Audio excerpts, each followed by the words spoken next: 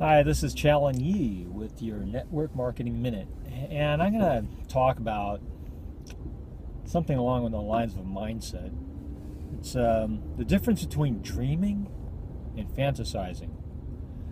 An early childhood example of fantasizing might be, I wish I had lived 200 years ago so I can be that historical character. Something that's obviously physically not possible. Or even, no, what would you do with $1 million? And those are innocent fantasies that young people can have. But as in First Corinthians, it talks about when you get older, you put away childish things. So your fantasies, are you fantasizing or are you dreaming? So a dream is something, in my definition, a dream is something that you can work toward. And a fantasy is something that you clearly cannot work toward, but you just think it would be nice. Now the problem is that we have as adults, or many adults or people that I run into, is they're fantasizing about certain things and it's safe for them to fantasize because there's no action to be taken, right? But when they're faced with the possibility that they can actually make that fantasy a reality, then whoa, that opens up a whole different arena.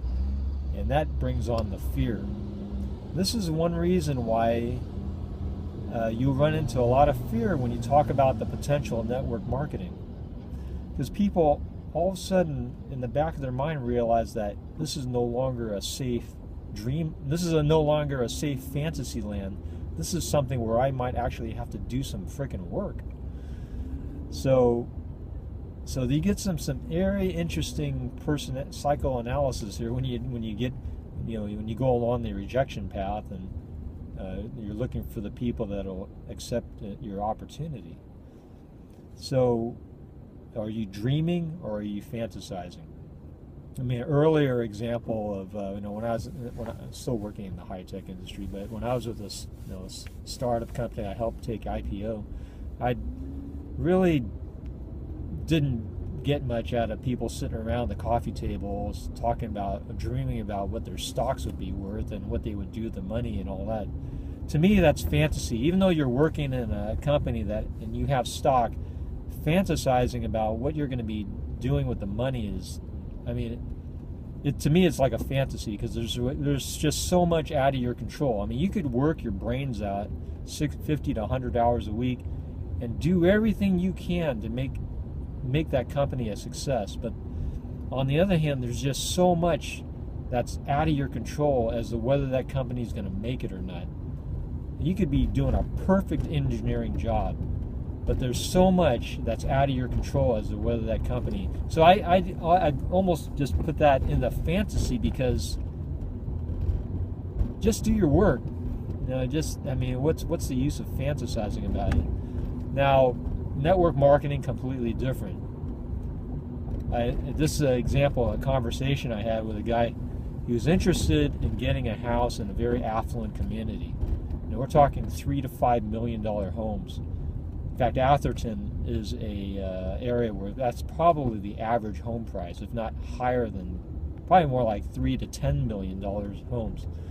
And is that a fantasy or is that a dream? If you're not in that tax bracket already, if you're not already making $1 million a year, which is like $100,000 a month, is making that type of income a fantasy or is it a dream? And people have a hard time dealing with that. If you think you can make $100,000 a month in network marketing, if you understand how that's possible, it's no longer a fantasy. It becomes a dream, at least in my definition. And so, to fantasies, dreams, you think about it.